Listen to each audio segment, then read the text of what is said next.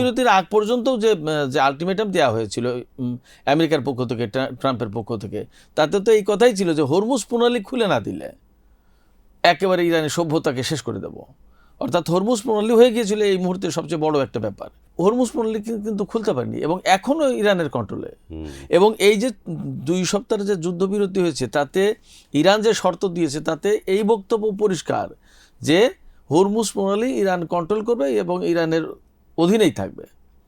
এর ভিতরে আলোচনা হবে, আলোচনা এগিয়ে গিয়ে যদি বেটার রেজাল্ট আসে that's okay, otherwise no. Hormuz প্রণালী এই প্রসঙ্গটি জানি যে হরমুজ প্রণালীতে এখন ইরান বলেছে তারা টোল আদায় করবে।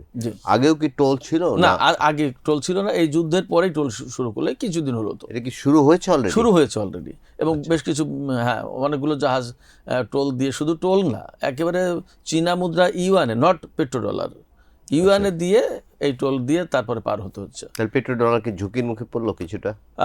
পেট্রোডলার ইরান যে পজিশনে গেছে তাতে এবং যা করতে চায় এবং সেইটা না হলে সম্ভবত আর হবেও না।